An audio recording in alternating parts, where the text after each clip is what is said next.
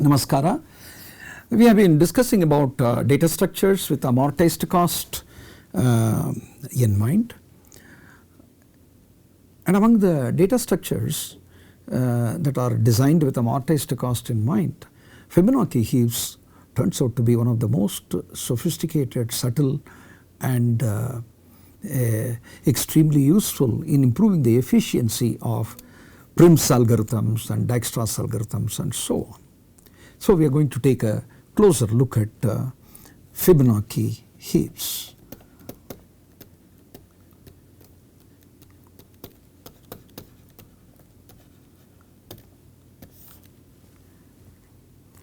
Okay. So, as usual, we are going to work on a set S of integers,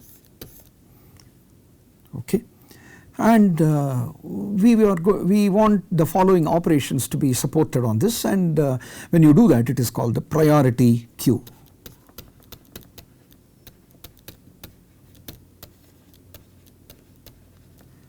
In priority queue, you can do the following operations on S: insert X in S.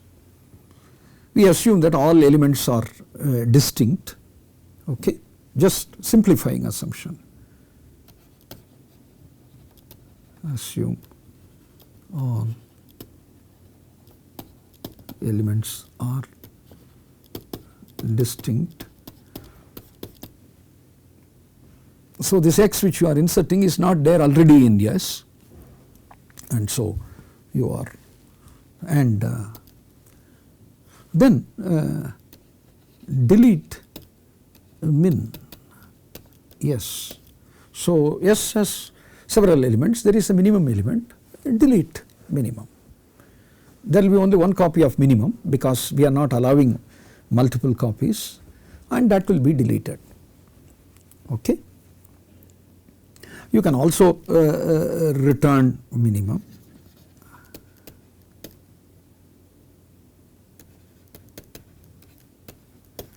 In that case, the set is not altered, only the minimum value is returned. Delete min, on the other hand, will not only you can return the minimum and then delete it. You can have both of them done. So, when you do these operations on a set of integers, interpreting integers as priority, this is called priority queue.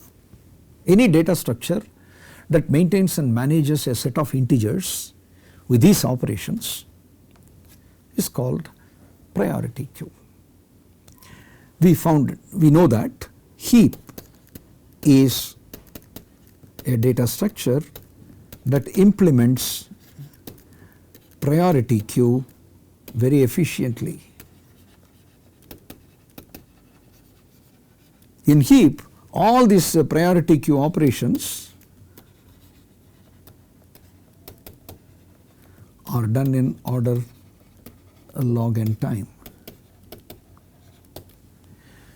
You can insert in log n time, delete min in log n time, of course return min in constant time because you know where the min is. It is a very nice data structure, and so on the set of integers, if these are the only two operations you have to do, then heap is okay. But often in several applications we require some other operations also are to be done on the priority queue. In other words, in addition to these operations, we may want to do decrease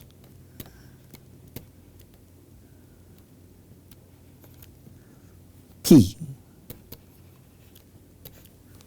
operation. So, you take the current value k, there is a node that is containing, and decrease it to k dash. All right, you decrease it to k dash. The value k should be reduced to k dash.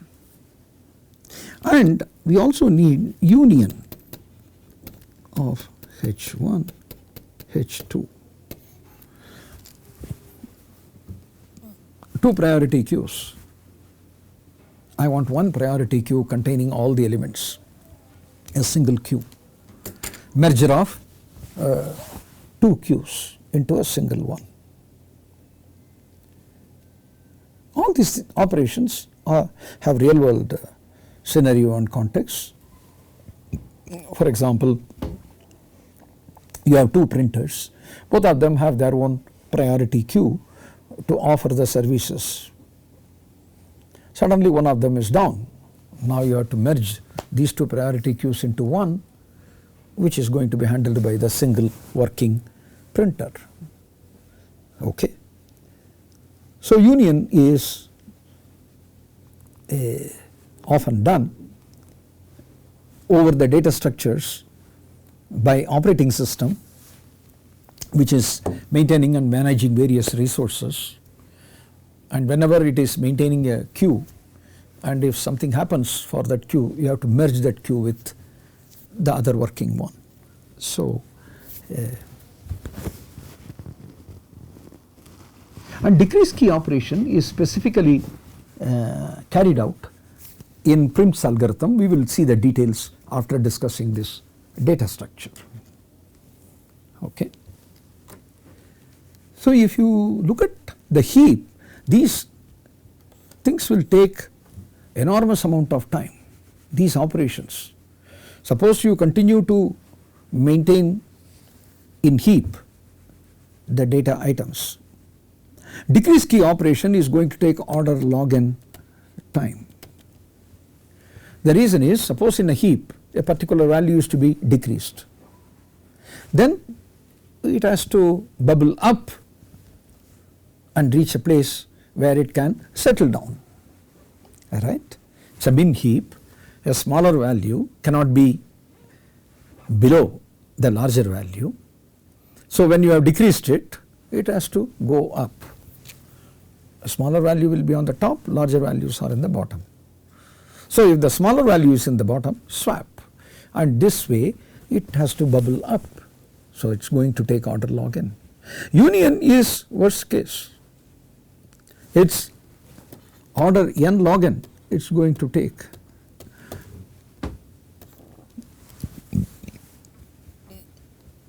Because if there are 2 heaps, the only way you can create a new heap is to extend a given heap by keep adding. So you delete from that heap, add to this heap. Well, there is another way to get it done in order n, that is building the heap in order n time. It is there, but the standard and naive way of doing that is take order n. There is a order n algorithm is also there, but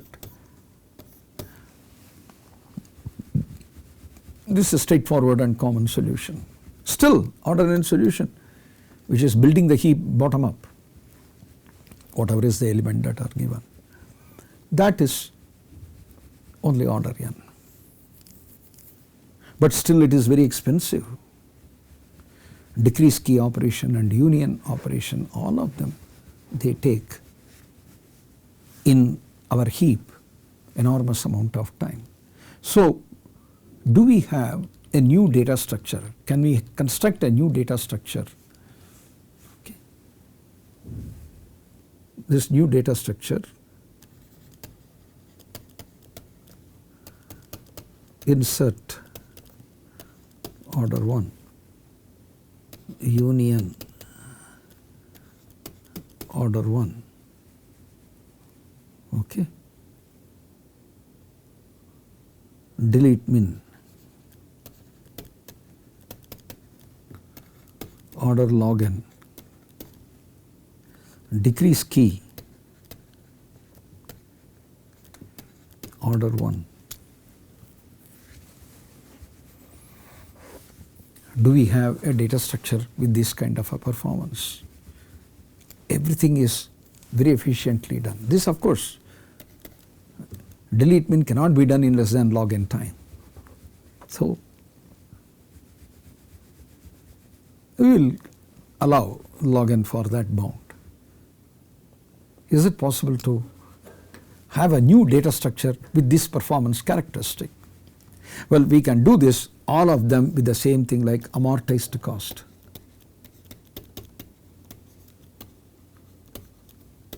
But that is okay.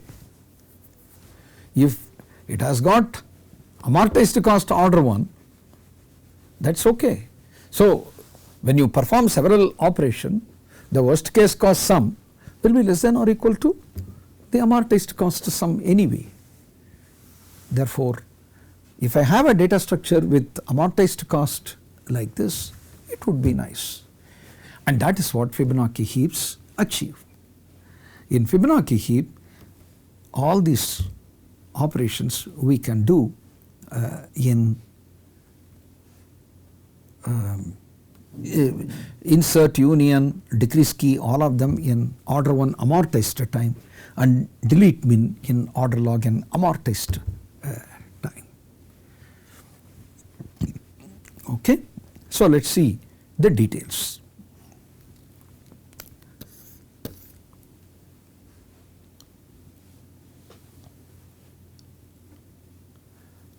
So, the Fibonacci heap consists of several trees. All these trees are kind of in trees. Okay. In tree means the edges are directed towards the root. Okay. All edges are directed towards the root. So, every node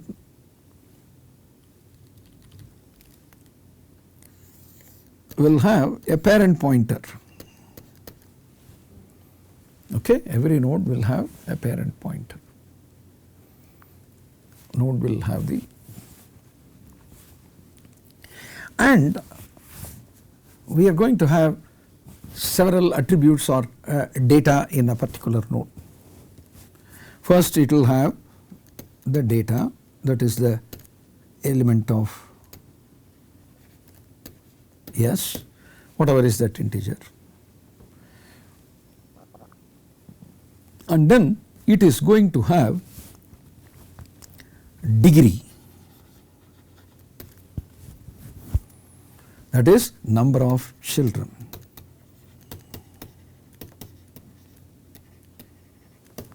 How many children it has in the tree, that information, it is called the degree of the node. It will also have a Boolean flag called mark.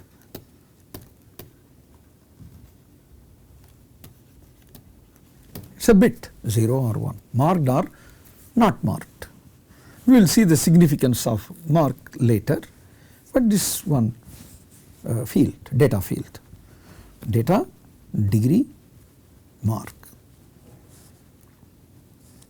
Then we are going to have all the children of a node connected in a doubly linked list.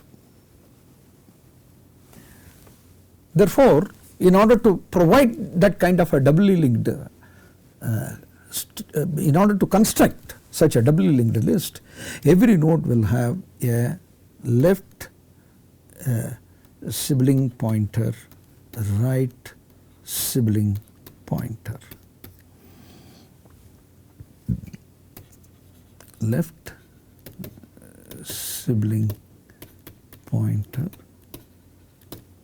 and right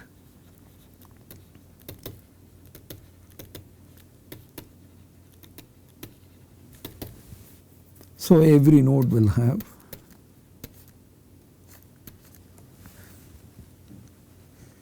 every node also will have the data items which I mentioned.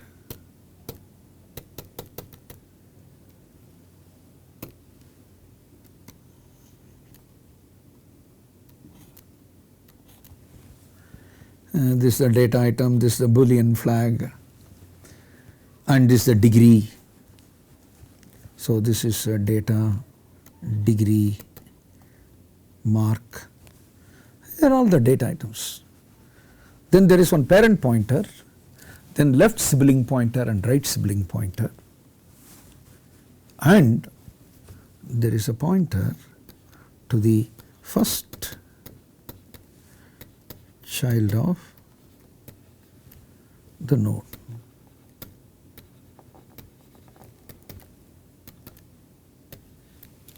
In fact, since the siblings are going to form a doubly linked circular list, it can point to anything.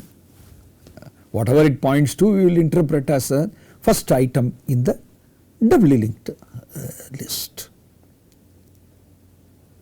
It is a doubly linked circular list. So, any item can be treated as a first element, and from there we imagine that the circular list begins and so on.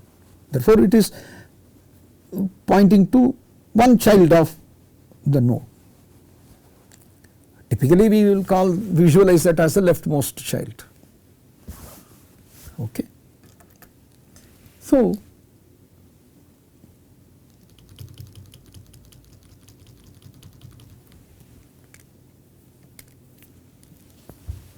in a tree, I have a root, and this root, let us say it has got 3 children. Each of them will have a parent pointer.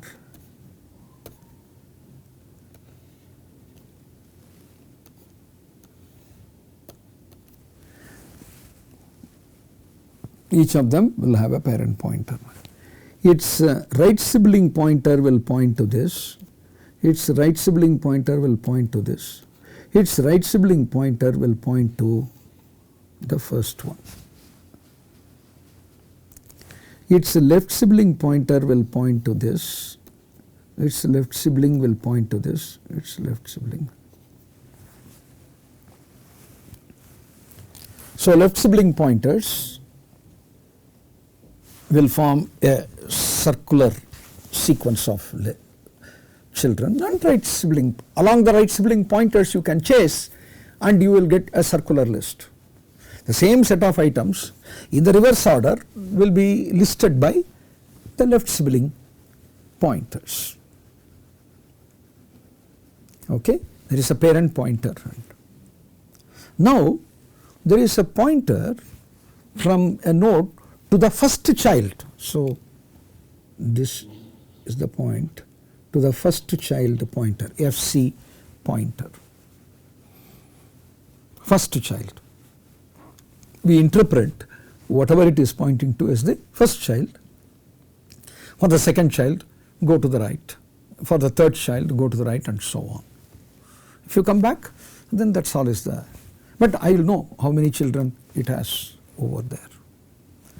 Therefore, a typical node configuration is parent pointer, data, mark,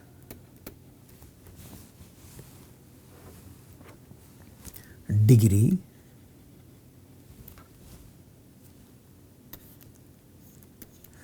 left sibling pointer, right sibling pointer, first child pointer. 4 pointers and 3 data items. This is how the node of a Fibonacci heap will look like. With these kind of nodes, I am going to form a heap. Okay? What is a heap? In this context, heap is any tree, any rooted tree,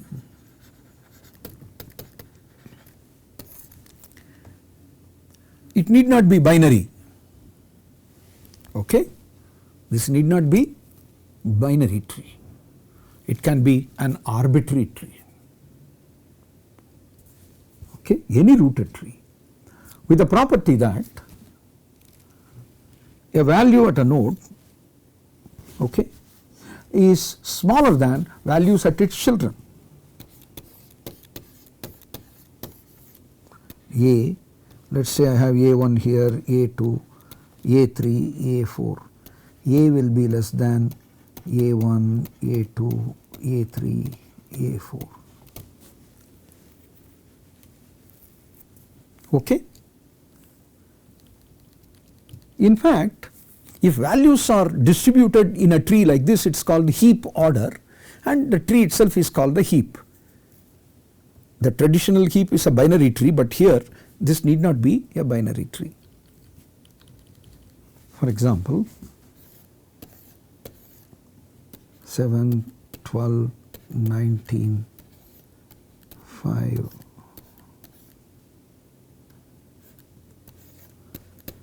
43, 28, 15, 18, 27, 50. This is an example of a heap. All need not be in the same level either. Okay, I can write 60, 70, 31, like this. A value at a node is smaller than the values at its children. There is no bound on the number of children, absolutely no bound on the number of children. The structure is arbitrary. So this is a heap. In a Fibonacci heap, there will be several heaps. So there will be one more heap, let us say 3, 7, the value which is not here. They are all distinct, no? So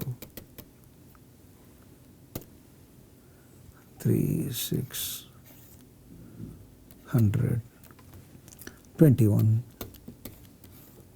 73, 200, another heap. No restriction on the shape, size. Only thing is the values are ordered in. So you are going to have several trees like this. A Fibonacci heap will consist of several heap ordered trees. This is called heap ordered trees. A Fibonacci heap consists of several heap ordered trees.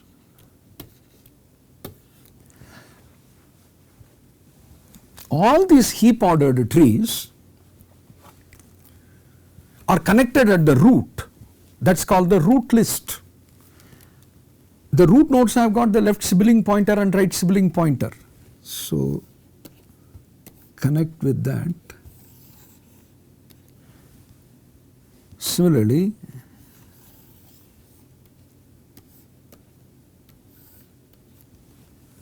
this is called root circular list. Root has a parent node, but that is nil. Root does not have a parent.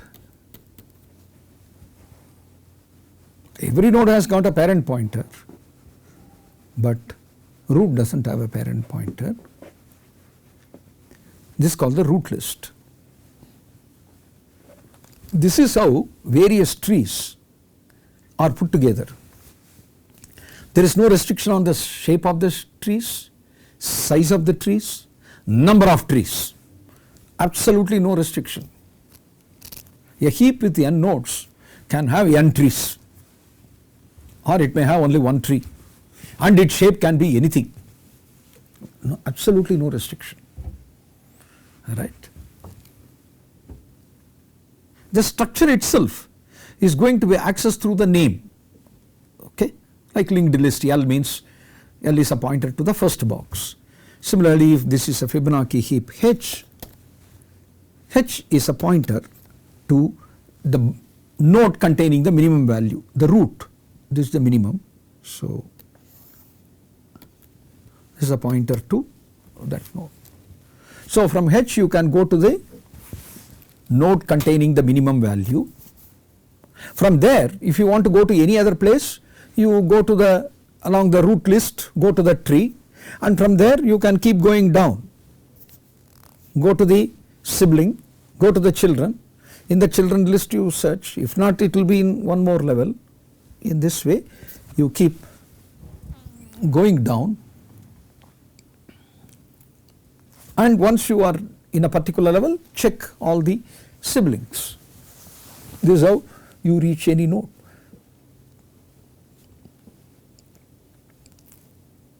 This is the structure of Fibonacci heap.